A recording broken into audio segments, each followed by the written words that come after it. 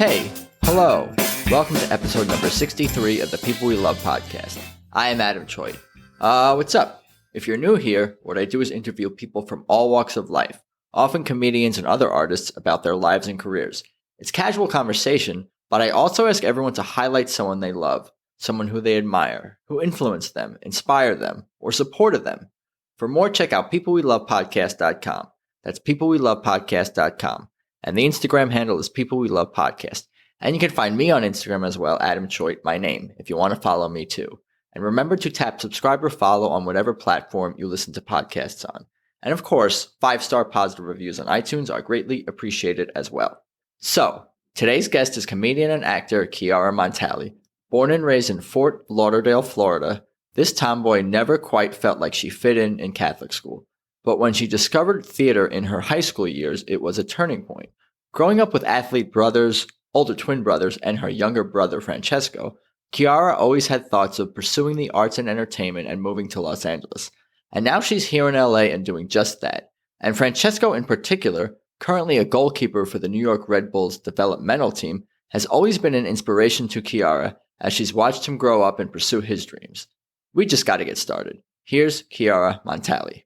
So it's good to see you today, Chiara Montali. Adam, it's a pleasure. Oh, thank you for dropping by the studio. I appreciate it. Yeah, of course. Thank you so much for having me. This is a very cool thing to be doing. Thank you. How's your day going? It's good. It's good. I was sent home. Yeah. Today from work. Everyone's been sent home. Yeah. What are you doing here? I don't have anything. We're healthy. We're the healthiest people. Yeah, exactly. I don't feel a tickle in my throat whatsoever. That's true. Adam, don't look at me like I'm lying. No, I'm not. We're good. No, yeah. I'm as healthy as a horse, and I get to be home about it. Yeah. So we don't need to get too much into that because I'm guessing we're not experts on the subject anyway. No. We just hope that everyone is healthy out there. I think. Yeah, for sure. Oh my God, I hope people are healthy. Be smart, stay healthy, bathe in hand sanitizer. Make sure you drink it. You gotta get inside clean, outside cleaner. Drink hand sanitizer while you're bathing in hand sanitizer. Marinating, right. Yeah, oh man. Oh boy. Take a straw and some Lysol, slurp it up. I'm just gonna pray for us all. I think that's my plan. But we can rewind to before this week to way back when. How about when you were born and the drive home from the hospital? We'll get right into it. Start from the beginning if you remember the drive home or if you were told about it. Yeah, I popped out of the womb, started driving home. Sweet.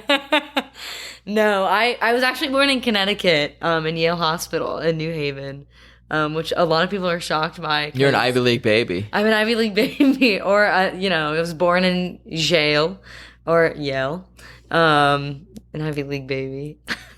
Yeah, and then we grew up. I stayed in Connecticut for a year, and then we moved down to Miami and stayed there for a couple of years, and then we moved to my childhood home, the one that I really did all my growing, and I was 4.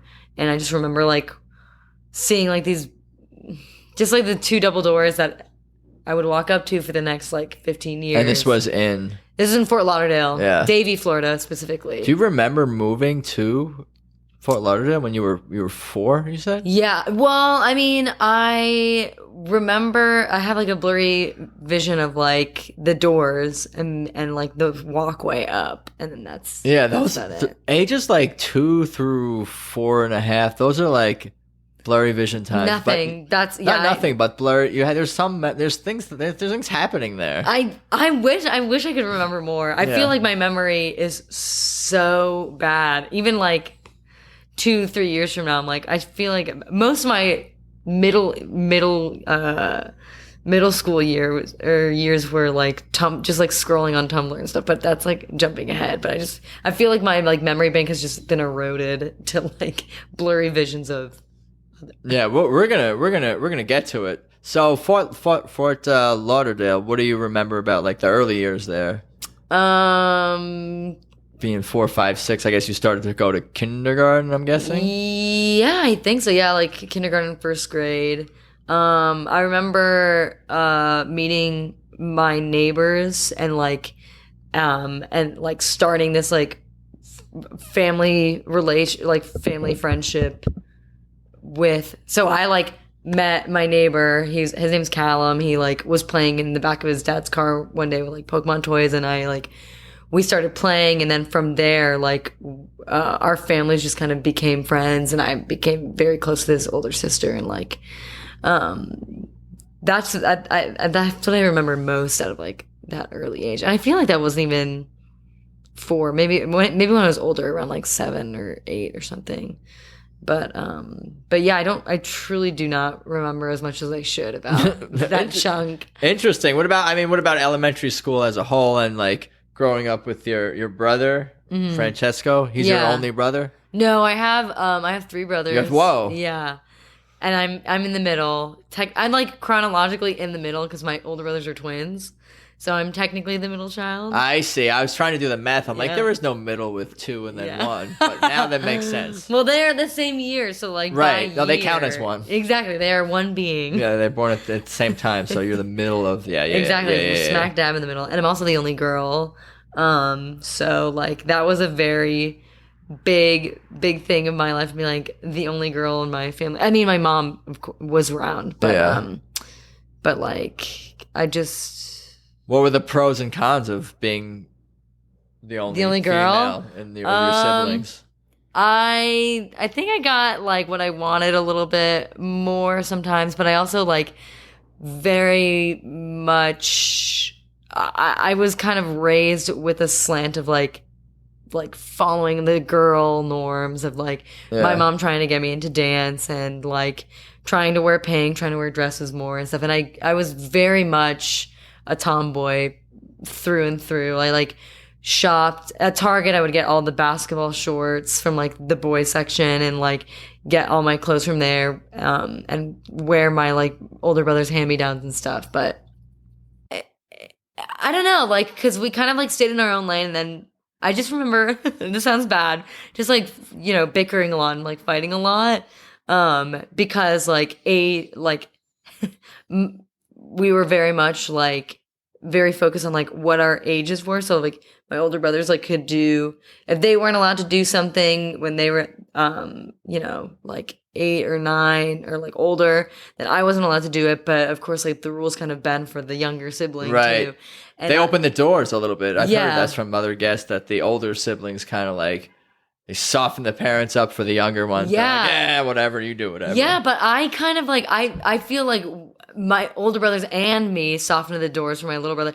I would get a little bit of like leeway sometimes, but I feel like the rules were still pretty applicable when I was like getting to the age of whatever thing was happening. So you grew up in a strict household? Stricter. I grew up in a Catholic household. Yeah. I like went to Catholic school for 14 years. Wow. Yeah, From what ages to what ages? From like pre-kindergarten to senior in high school. Yeah, well, that's all of it. That's the whole. And your brothers too. My older brothers, yes, but again, my little brother, he like went to, he got to go to public school, and he he's had a very interesting like academic career because he goes to like he transferred to Orlando, an Orlando high school halfway through high school to play soccer up there. This is Francesco, yeah,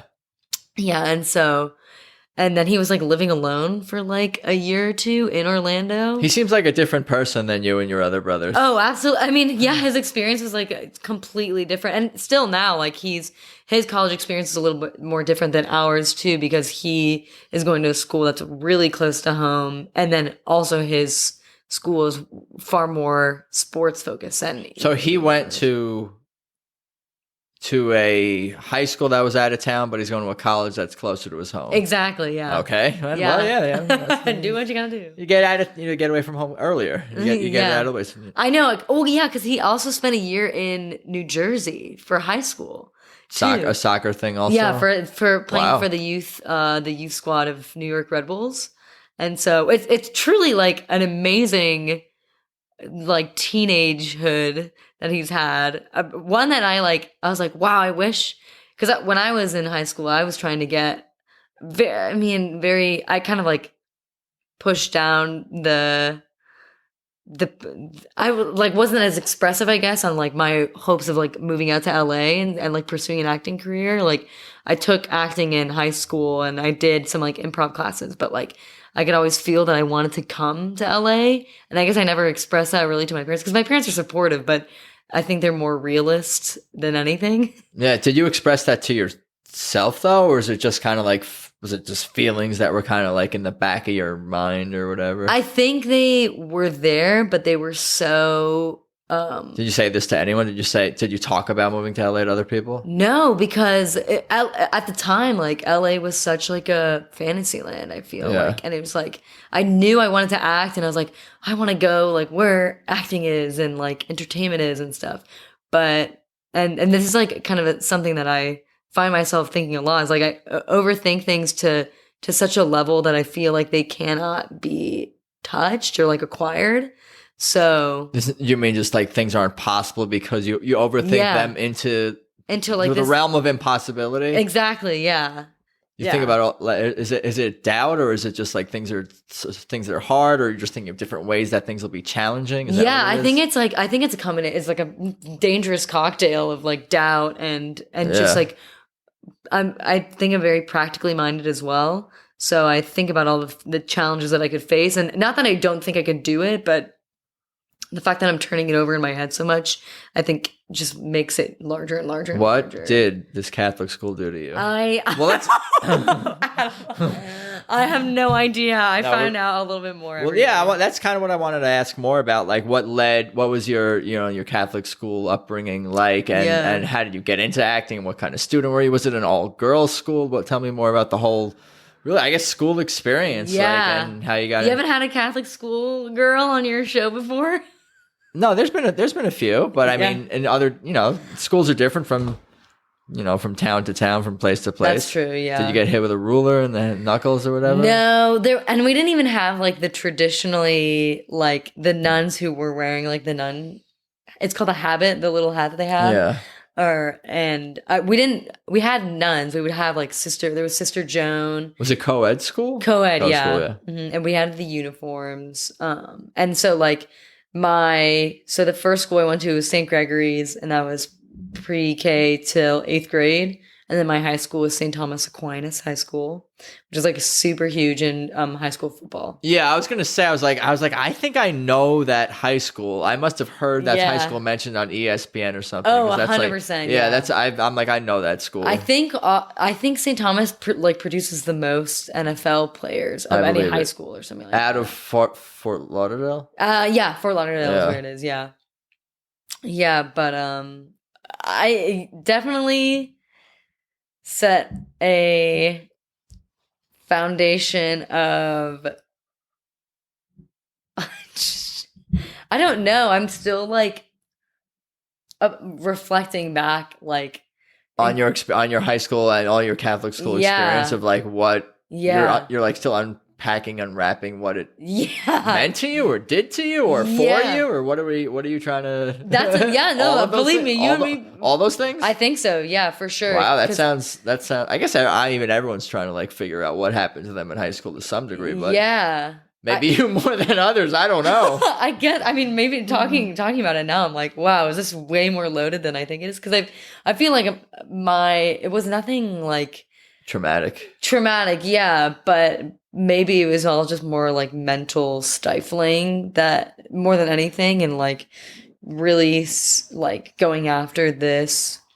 You had a limiting experience, maybe? Yeah. And maybe not the most positive experience, maybe? You're like translating all my like garbled thoughts. Yeah, right no. now. Well, I can see expressions too, so I'm trying. I'm trying to, fill in the blanks. Was that true though?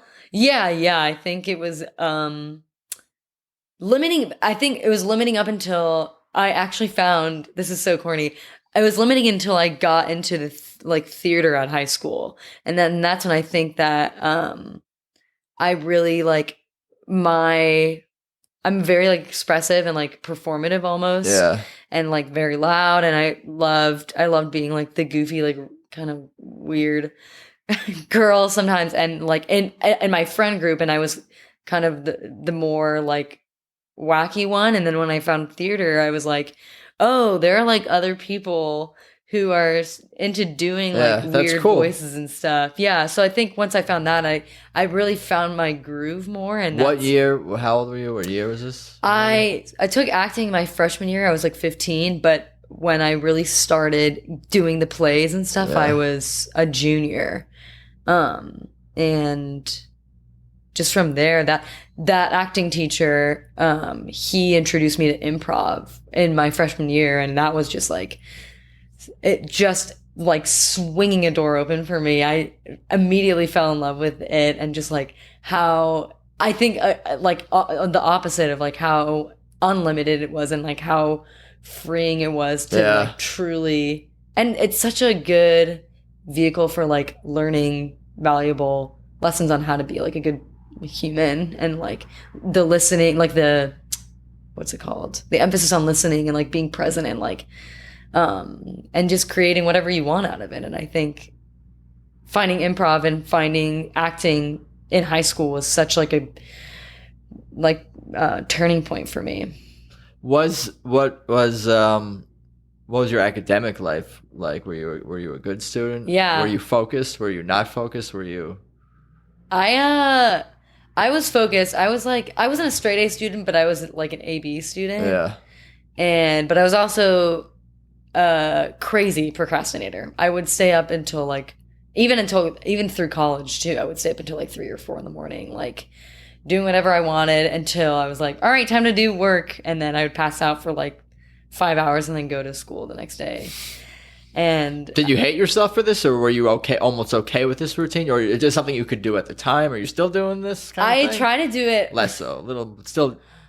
I loved it. I really did. I liked just getting, like, squeezing all the juice out of the hours of the day. And what I didn't like is that some of the hours were literally just like scrolling and scrolling and scrolling on social media. Yeah, wasted. Not being productive in other areas. Yeah, exactly. Like if I had spent that much time like writing or something, yeah, and creating like whatever, like I feel like I would have enjoyed that time a lot more.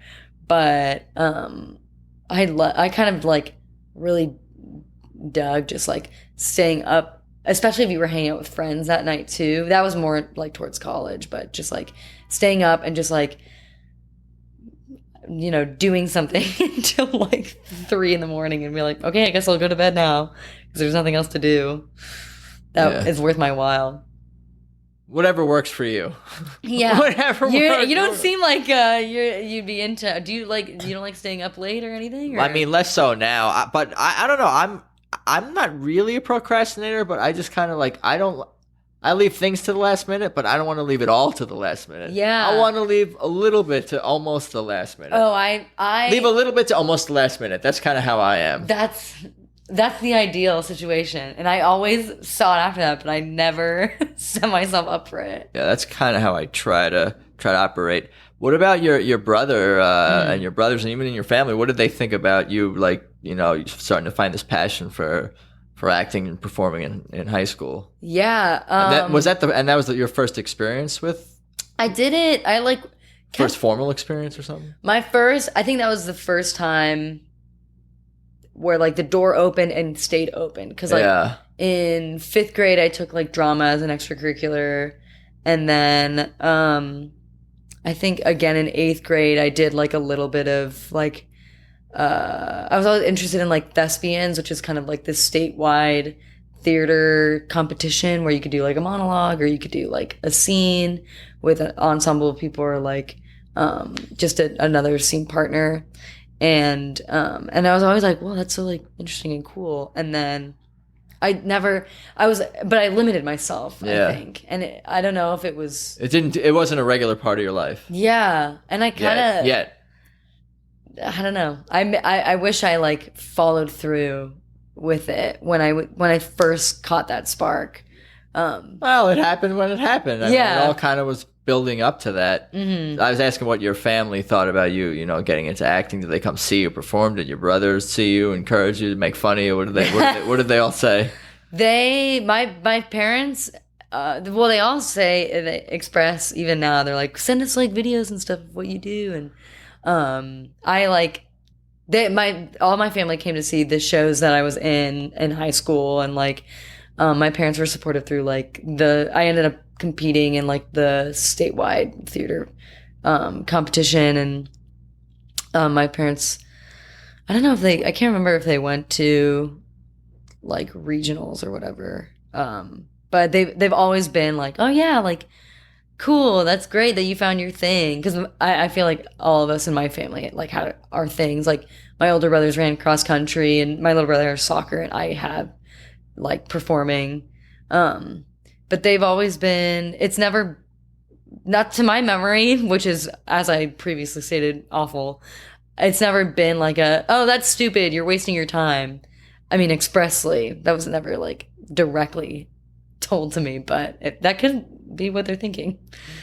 Yeah, it doesn't feel like it though. No, not if they're coming out to see you. Yeah, but you know, I guess performing, I guess, can have that connotation where other people who are seeing performers, or you know, they don't take it like it's a serious thing. Like it's only serious for people who are like, you know, working or you know, making money in Hollywood, or whatever, like on Broadway. If you're not on Broadway, if you're not in TV or movies, you're not like a real performer. Yeah, which is no one takes you. They don't take you seriously. They're like, yeah, okay, she's doing what she loves. Yeah, it's good for her. I think there is. I mean, there's a reasonable doubt. They're like that. You know, I'm not. I don't think that's going to go away from them or you know, any of our families back in the East Coast. But that's okay. Yeah, that's optimistic Adam for you. No, but they love and support us deep down. We know this. Your family is like telling you to go for it too? Oh, yeah. No, they're very supportive, of course. That's awesome. Yeah, for sure. That's dope. Yeah.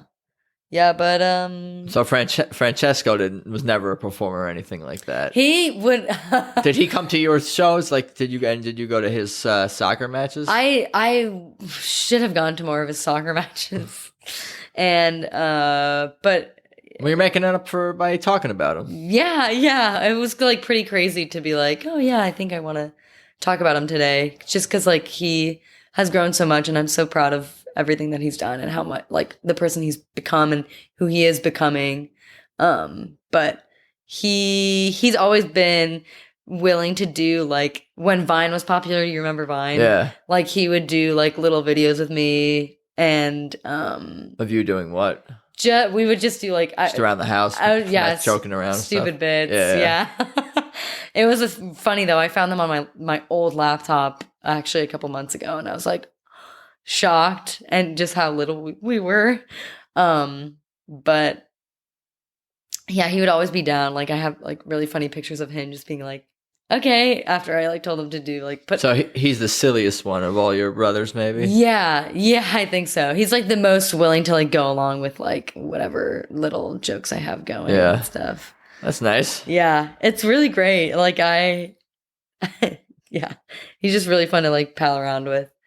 And he's so smart, and like he's growing into like such a cool person that even if I wasn't related to him, I would probably want to hang out with him. That's cool. He's in college? Yeah, he just started college. Right, he started college in August. What is he studying? Is it because he's 19? You said he's a young man. He might not even have to have declared a major or anything yet. But is he studying anything in particular? He's studying. I think he's doing history and psychology. He's always been a big history boy. He's like fascinated by war and like all of this. Interesting. Stuff. Not like, but he wouldn't like rattle off like in 1939, General whatever. He's not annoying about it. No. I think he just like has an admiration for like the past and how it can repeat itself and stuff. Yeah, I think it does and has and is and will. Yeah. I don't know how. I don't know how I did that. If that even made sense.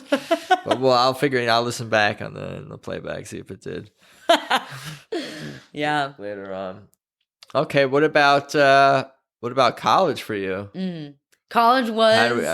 Is there, unless there's anything else you wanted to cover about your high school days or growing up with your brothers and I guess Catholic school. Catholic school. What an experience! Just like, I guess coming out of it, realizing how limiting it was, and I would guess continues to be, and I'm grateful for like the foundation of like you should like the message of the church from what I learned over my 14 years of like growing up in it was like, caring for your neighbor and all that. It's so funny because they have like these nuggets of like great ideas, and then you just most of the time you just like don't hear about that, or like if you meet someone from the church, it's just like not like that. It's so loaded with like, let me care for my neighbor, but also if my neighbor is XYZ, then I'm not going to care for them, or I'm going to like, you know what I mean? Yeah. Does that make sense? Yeah, wow. It's not like it doesn't feel like a positive. No, it's certainly not. Spin or something like that. Oh no. I mean, well, if you boiled it down, the message of like caring for your neighbor and like just doing your best to like care for those around you and yourself and literally the planet, like that's great, and I'm grateful to have gleaned that. Yeah. But there's just like, I don't know, too many exceptions to the rule, to that rule, and the way the message is being delivered, perhaps. So many like conditions and like, and just the interpretations, and there's so many like bending of the rules that I'm just like, what? Have you tried other religions? I've just had like jumping around. Well, I'm just like having like an open-mindedness. I'm not trying to like marry myself to any sort of like one system. Yeah. Just trying to be like open-minded and like. No doubt. Yeah. Are you religious at all or anything? Not particularly. Yeah. I mean, I was raised Jewish, but I'm not. Oh yeah. I probably won't be going to services tomorrow. Yeah. Yeah. For the coronavirus, of course. Yeah. Yeah, that's right. Otherwise, I'm there. Otherwise, I'm there. Sure. Catch me on Saturday service. Yeah, every Saturday and Friday night too. Sometimes. Mm-hmm. No, I don't know. Should we move on to college life? Yeah, and we let's hit it. Go from there. Yes, college, and all my friends and loved ones will make fun of me for saying this. College was awesome, and I talk about it so much, and I miss it. It's pretty fresh for me still. I graduated in May of last year, so I just had the best time, and I felt like I grew and learned so much and met so many amazing, impressive, like creatives and just general people, and like there was always room for me to like push myself more and explore more, but it was just I'm so grateful for like the experiences that I had, and that's awesome. Everything I did. Yeah. Like that sketch troupe 1360, like your past guests like Oscar and Max have been in, and that's actually where I met them. And just studying abroad, Did you go into college with a declared major or a focus on performing or anything like that? Or was that an extracurricular thing on top of something more academic, like focus? Where were you at, like your plans or whatever? I started as a theater major, but I actually didn't graduate with theater. I ended up leaving my plan was like doing theater and communications, and then I ended up graduating with English and communications. But all through my time there, I was auditioning and trying to find ways to perform. And that's actually where the first time I did stand-up was my senior year of high school, and I did like a 2.5-minute set. How did that go? It went okay. Where was it? Just at like the tiny acting studio that I was taking classes at. So it was like maybe 3 sets of parents, and then I think a friend of mine came. Oh yeah, my friend had showed up. My little brother was there, and it just was like such a rush, as it always is. Just because I don't do it so often, but that was amazing, and that was the first Scoop-de Boop-dees too in college when I was a freshman, and that was my first time doing like a full 5-minute set and going into the like traditional stand-up show kind of format. And how did you feel about getting, diving more? It sounded like you just started to dive into stand-up. Yeah. Freshman year at college? Freshman year, yeah. It wasn't like I was hitting mics or anything, but when something like Scoop-dees was going, or like a house show, I guess like I like scare myself out of like venue shows, but it was really cool, and it felt like a really nice, good way to get back in improv, because it was in this apartment full of like friends and mutual friends and acquaintances, and you could just feel, as you do, I feel like in LA Scoopty Boopties, just like this push of like positive energy, and sure, no doubt, everyone really like rooting for you. So it was really cool. I'm very grateful for it. Yeah, and just yeah. What kind of things do you remember? Do you remember what you talked about on stage in those early days of doing stand-up? Oh, yeah. I mean, I still have this set in my little notebook. I've been using the same notebook for a while now, but it was like talking about how why God gave me so much body hair. And like how he came to the conclusion of giving me so much body hair. And I think that's the only thing I remember of that, actually.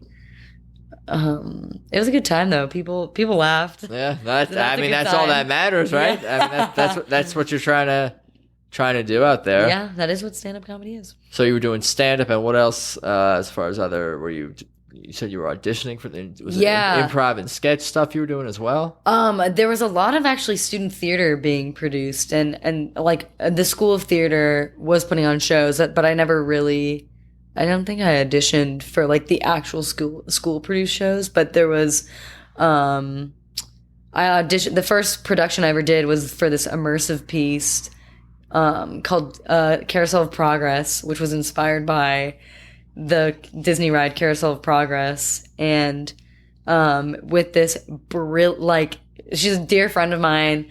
She is also one of the most brilliant creative minds I've ever encountered. Her name's Ellen Boner, and she's like so talented and just a mastermind. And it was such an amazing experience to like have this college student direct me in such like a way that like I like opened new things about my performing, and like how she pushed me and didn't sugarcoat things for me, of like if I was doing something that she didn't want, it was like okay, focus, and we're gonna try it again, try it differently. No, that's not it, try it again. Like it was such a cool formative experience. Yeah. And it was so the show was like people. It was about, I would say, like 11 people, and I was playing the father of this like nuclear family. It was like me, my wife, and then our 2 kids, and it was kind of like this weird, semi-dystopian like family of like us, like it's all normal, but it's almost like this is an original something up. Oh yeah, an original piece that it was devised, so it was kind of just every rehearsal session was kind of just like. Until we got to like the it was dress evolving, yeah. Yeah, it was always, we were bringing new things, and like super collaborative process. That's cool. Yeah, it was. I couldn't have like asked for a better start to college. Oh, this was all freshman year. That was all freshman year. This finding this theater and getting into the stand up and discovering 30. Yeah, 30. That's what I'm saying. Like 60. I think 30 and 60. I think that finding theater in high school, and like because by my senior year I was the president of my thespian troupe. Damn, look at you. Yeah. Leadership qualities. Yeah, I think I really love just like kind of like, you know, hyping people up and getting people excited, getting people organized and stuff, and that really came through. Like I ended up being the president of 30 and 60 as well, kind of going full circle with that too. And I love that idea of like being able to, you know, encourage people and help them however I can. And like, that's awesome. Yeah, like that's cool. Hand. Yeah, it's I get such a like good gushy feeling. No, inside. That's great. I think I have a little bit of a similar thing for sure, and I want to be around like those kinds of people. Oh yeah. Hey, sure. Adam, we can hang out. I think we are right now. Okay, cool. I'm pretty sure. What about academics in college? Again, were you hitting the books hard, or were you not? I was hitting them. You're on stages with microphones and in front of theater audiences. Let me tell you, I didn't do a lot of the assigned reading, but boy, when I skimmed hard, and I would put my hand up regardless in class. And like, I was like the kind of student that in just a room full of people not responding to the professor, even if I barely read the materials, I would raise a hand because I just felt so bad for this professor. Oh, like, no one is responding, yeah. you mean? Oh, I see. For me, it was more like I want to raise my hand at least often enough so I feel like contributing part of things. To be recognized as a contributor. Yeah, something like that, just to fill a quota, basically. Yeah, like, a participate. Got my 3 out of 3 today. Yeah. That's kind of what I remember, but yours was a little bit of a Well, there were some classes that I was like that too, especially ones that were like super intimidating. Or if they were like really small. There was one class I had, there was like 7 of us. And I was like, okay, just put your hand up twice and then we can get out of this class like scot-free. Sounds like you're good at putting, all your efforts into what you love. And for what you kind of have to do, you just do enough to get by. Yes and yes. Mostly. Yes and improv. Well, I don't know. That's kind of something I've been like wrestling with upon like graduating. Is like I have all these things that I love, but I think I build up this pressure to like do really well at them that I end up like stopping too fast before I can even start. So I've heard don't let perfection be the enemy of the good. That's exactly what my dad has said and exactly what I attempt to repeat to myself every day. Yeah. And I'm getting better at it. And think about if you're compromising between perfection and good, that means you're probably going to be great. Pretty great. Think about that. So like 4.5 stars. You don't even have to just like be like, okay, I'm fine being good. Yeah. Just try to be good, and then by default, you'll be great. Exactly. Because your normal perfection's your normal state. Yeah, I guess so. It's stifling perfectionism, actually. Yeah. But yeah. Yeah, the things that I do love, especially when they involve people I love, I feel like just like fully dive into.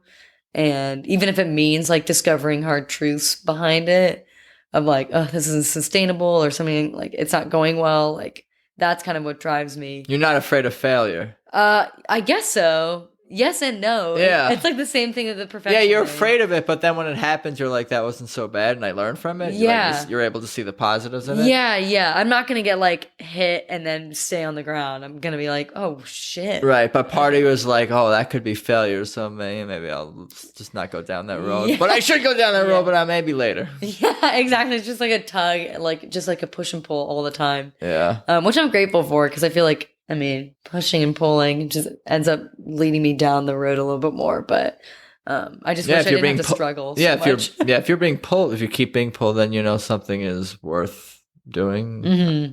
I don't know. I'm trying to help. Adam, you're welcome. I'm here to help. I should lay on this couch. It should be a therapy session. Yeah, you're welcome to. Like I said. Okay, so you're getting by academically. You're finding your groove. You're finding your friends, in the creative world. Mm-hmm. What about senior year and I'm guessing LA became more of a realistic thing. Yeah, I actually my first time in LA was after my sophomore year, and I was interning out here, and that's when I like truly fell in love with the whole city and like even considered dropping out at the end of the summer and like dropping it all to come. Where were you interning? I was interning at Funny or Die. Nice. A very cool experience. I met a lot of cool people.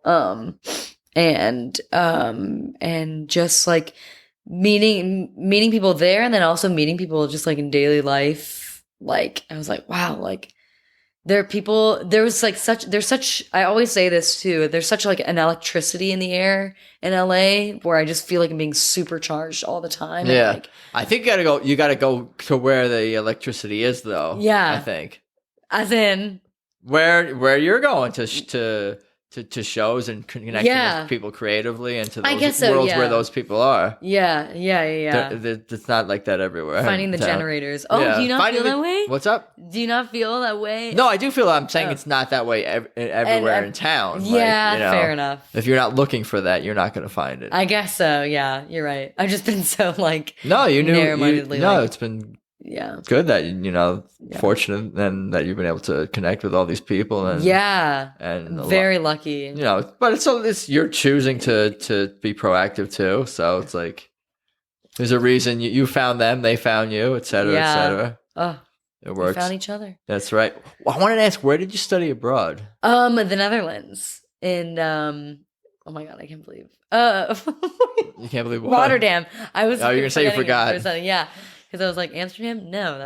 That would have made more sense if you forgot. Yeah. If you forgot you were in Amsterdam. Yeah. Which I'm sure you went to while you were. Yeah, it was only an hour away by train, actually. Yeah. But I went less than you would think I went, Yeah, well, you didn't live there. You lived in Rotterdam. Rotterdam. What was that experience like? How long were you there for? I was there for 6 months. Is that what people were there for? About I wish I was there for 6 months. I was there for 4 months. I think it was almost started in August-ish, September, and then I came back in January. And that was a cool experience. Oh yeah, it was super cool. I wish I did a little bit more in terms of just exploring, but it was so cool. I mean, I lived in a foreign country for a couple months, and that is just so. It's just such a funny thing to think about. I lived in an apartment in the Netherlands. Did you feel like a different person in some way being in another country? I was trying to when I was going out there, I was like, okay, I need to just that. I think that also was a point where I was like, wow, I live such a limited existence. I feel my brain. I found I was seeing the pattern more of limiting myself. So I was like, I want to see how loose and liberated I can get out here. And I did, but not to the degree I thought I would get. But I didn't feel like a complete stranger. I still very much was playing the goofiness up and just just being myself. Was it hard? Was there anything that was hard to adjust besides maybe the language barrier? What was there anything that was hard to adjust to being so far from the U.S., being in a foreign country, being specifically in the Netherlands? Was anything adjustment? It was well, I guess it was. So my program was it wasn't just FSU people over there. It was more of I was an exchange student. So my program ended up being a collection of students all over Europe. And I was very intimidated by that at the start. And then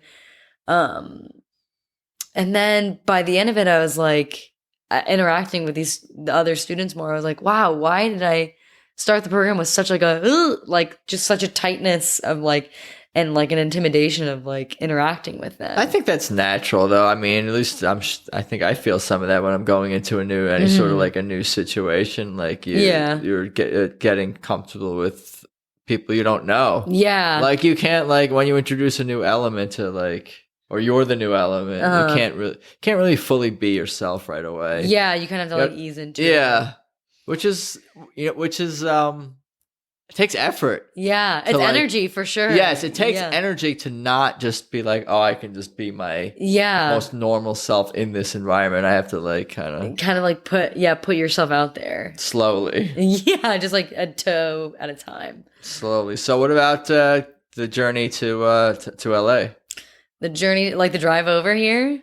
No, or just oh my, when you eventually came, yeah, or that, because you talked about the internship, and then I asked you about abroad, and then I think we were finally getting towards graduating college and coming this way. Yeah. Oh my God. Sorry, I've been just dragging you. No. I wanted to know about those things. The abroad. Yeah. You came out here right after. I did come out here right after. I was so eager, so I didn't end up dropping out. Obviously, after graduating in May. And I didn't end up dropping out, but from that point forward, I was like, oh, LA is the place I will be going after school. And like I would teeter-totter from like, should I just like drop out and just go? That's where I want to be. That's what I want to do. Like, you don't really need a degree out here. Yeah, and for the most part. you had FSU scoop these people, 36 Yeah, exactly. already out here. I had starting like, to get established. Exactly, yeah. So I was like, what am I waiting for? But I'm so grateful for that I did end up staying, and like I felt like I grew so much more in this kind of just like this like petri dish of that allowed me to grow without having all like adult world worries. Right. Luckily I had like very supportive parents who would like help me out with stuff. But I like put in my time at school, and I like explored. By senior year, I was like in an improv troupe as well, in addition to 30 and 60. They're called No Bears Allowed. They're great. They introduced me to some great people, and like we started creating like a convergence point too. Like, not that we were like mortal enemies, like the two groups, but it was this cool like community of comedians coming together and like growing, especially young comedians, like all learning from each other's styles and stuff, and just like taking anything. For the most part, just like trying new things and trying to find new ways to challenge myself and be like, would I do this normal? And pushing past that limited mindset too. Sorry, that slap. No, that's fine. Sound. That's all good. But yeah, I was just college. You made the most of it. I really tried. And that's also the moment where I was like, wow, time truly is such a limited resource. Yeah, no, that's what I'm discovering more and more with each passing day, month, week, year, or whatever. Yeah. That time is the most finite resource we have. Yeah. Jesus Christ. But it's good. I mean, time is there to push you to be productive and shit, So what about Los Angeles when you, I guess, unless the drive was notable or the journey, the literal journey was notable, we could talk about. Loved it. No, the drive was great. The drive was great, but I think more notable is like. The experience here? Yeah. What happened when you what happened when you first arrived to LA? Were you hitting a lot of open mics, getting connected with improv groups and things like that? I guess you had Scoopties out here. I had Scoopties, yeah. I hosted my Scoopty first Boopties Comedy Club, of course, is what we've been talking about. Yeah, this is a shout out to Scoopty Boopties Comedy Show. Check it out on Instagram at Scoopty Boopties, no apostrophe. But yeah, I actually expected to just like plunge like headfirst into like doing everything out here. And then I got here and I was like, whoa, like, this is it. Like, here I am in LA without some sort of, like, timeline of, like, going back to school. And so I was like, it felt like I was juggling a bunch of balls and I was doing a great job at it. And then suddenly someone gave me, like, a new set of balls and here I am, like, juggling all of them. And all the balls kind of dropped in a way that I was, like, scrambling to catch them. Was it like you had more of a structure and more of an end goal or a specific end point in college? I'm going to get this degree. I'm going to go do this show. Like, you kind of knew what you needed to do. Whereas like, all right, I'm starting my career. I need to do a million things to get where I need to get to do. Where do I get started? I got to find a job. I got to find where to live. I got to go on auditions. I got to hit like precisely. It was just so many things that you were like almost overwhelmed that you just had to. Yeah. No, yeah, that's it. I mean, you kind of just like succinctly put it all together. Yeah, it was like school had provided, it was always, that was always the thing growing up, where it's like, okay, once I'm done with this, I can go to the next grade. Once I'm done with this, I can go to the next thing. Right. I felt that vibe too growing up through school, but that's not how life is at all. No. They don't tell you this either. No. I'm going to tell everyone this. Yeah. We're whatever. Here to tell the people. Yeah. Life is not as structured as you want it to be. Right. No, yeah, and not that, I don't know. It was just, it did feel like free fall, for a bit. And I found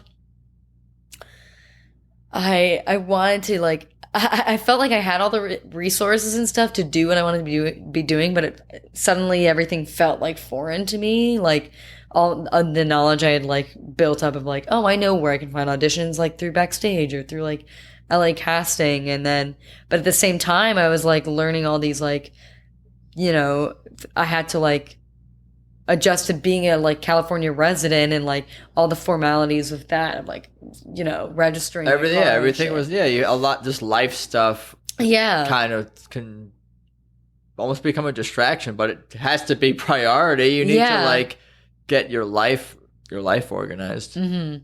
Yeah, and so now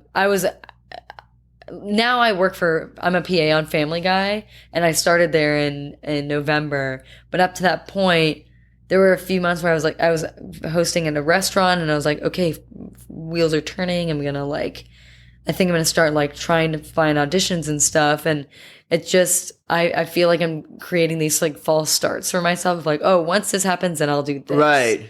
And I think that you need to just do. I need to just do the thing. Yeah, and like learn along the way and like be okay with failing. Right. Which I think I am. It's just I need to. Ooh, you good? I think I just need to like just do it and just go with it and ride all the waves that come with it. What? So it sounds like now you're more focused into doing stand up and you're also pursuing acting, of course, and mostly it's for theater or for TV and film or theater or both, acting wise. I want to act in anything. Yeah. I had a. That's probably the right attitude. Yeah. I mean, which hope most it actors is. have said is like, we've sat there and been like, Oh no, I want to stretch my abilities and talents and diversify like as much as I can, be it voice, theater, commercials. Oh yeah, voice acting too is a huge thing. I'm really trying to get into and like, it's that thing where I've just been saying it for years, and it's a very accessible thing, and I just have to do it. It's just taking that next step of doing it.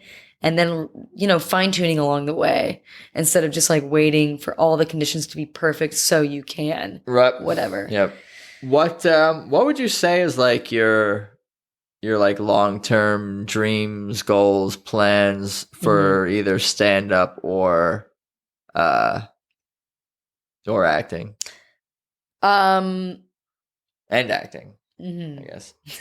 Is it like for stand-up? Is it to like be touring? Is it like a Netflix special? Is it just to be? Wow, that'd be wild. Or is it something more modest or more grandiose? And for acting, like what was like the dream goal? Like kind of like acting career? Do you imagine? Or I would say my dream would be more centralized on like, sustaining an acting career where.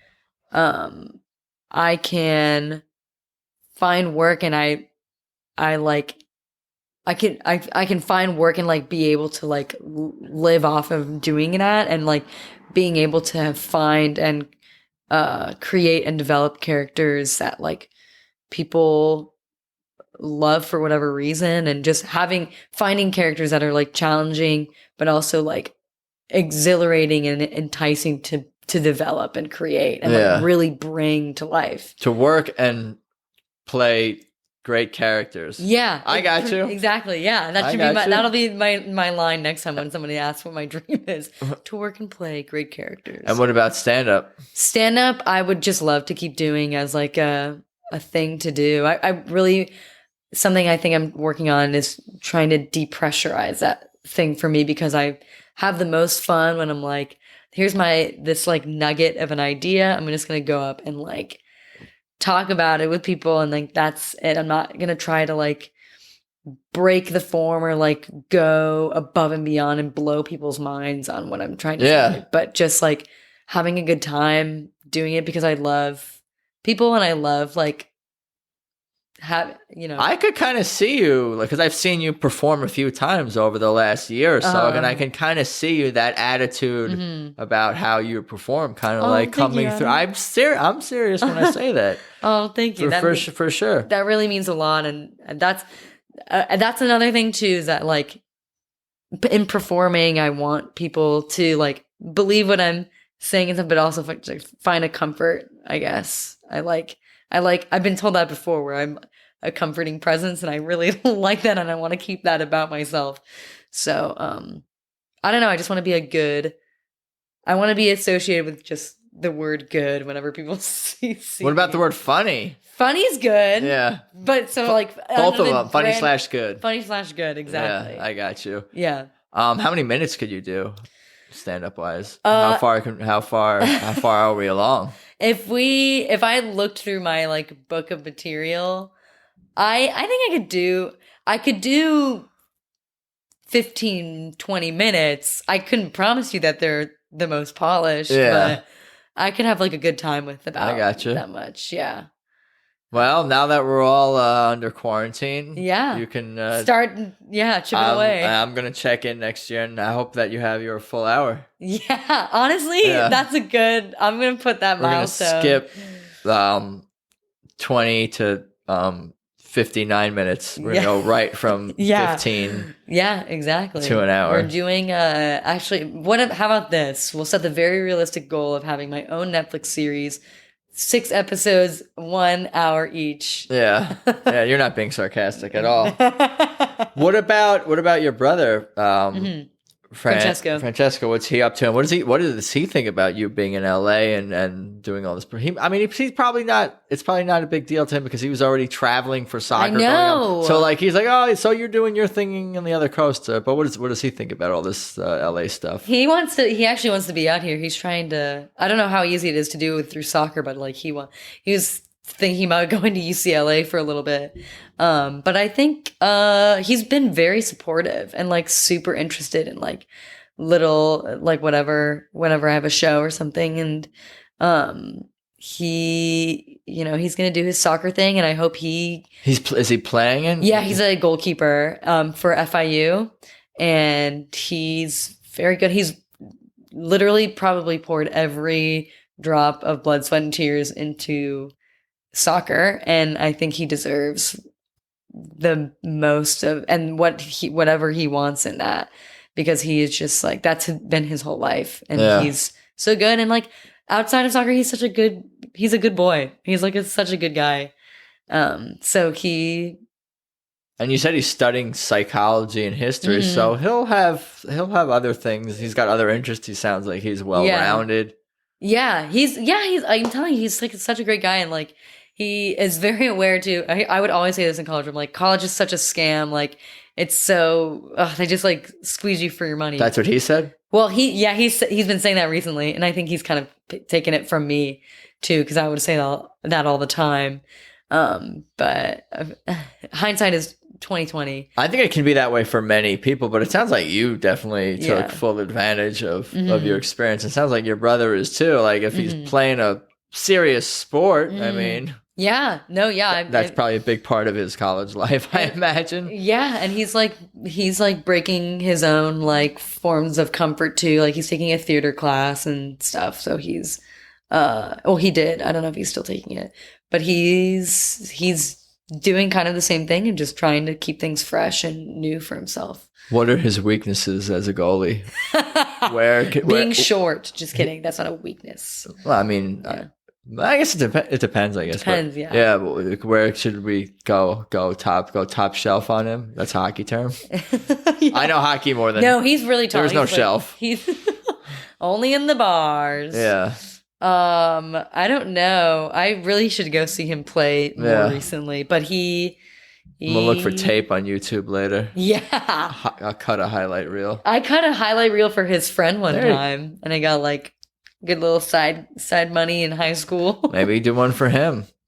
Make it really cool with special effects. Send it to the LA teams out here. We get him out here. Oh. Then he can LA Galaxy introduces. Stop soccer balls, during the daytime, and then at night hit open mics with you. Hit the mics. I mean, performing too, because you said he's kind of a silly guy and kind of like into comedy and stuff. So he can get the bug, one of the bugs. He can, yeah. We have a good one of the performing bugs. They're, maybe we shouldn't make those jokes.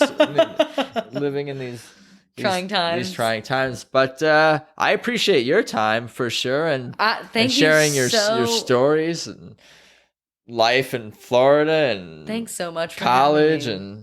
and LA. Is there anything else you wanted to talk about or that we missed that we'd like to cover? Otherwise, you can give you the floor and you could promote, plug, tell people how to contact you. So you can do all that, but I'm down to talk about anything else that we may have forgot. I feel like you should probably pick your ears up because I talked your ears off. That's for sure. Oh boy, don't use that.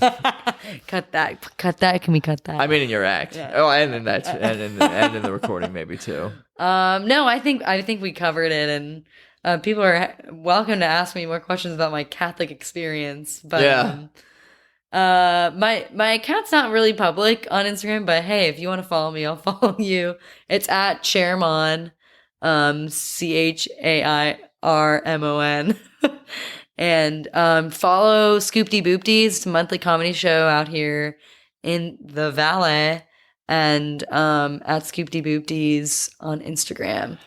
Well, for the time being, obviously shows have been kind of we are postponing. Life has been pretty much postponed. Yeah, society has been postponed. Many of you out there, yeah, basically. Are you guys going to put out any content of any kind? Because I see a lot of the conversations with comedians already going out there, like, oh, send me your tape, or people are going to put out more sketches, like people are going to put out more like I imagine there's going to be a boom of like online, just more content. God. Because nobody could do anything else. Everyone's locked in. Everyone's just making videos and making memes. Maybe there's going to be more live streamed comedy shows. Yeah. Ooh.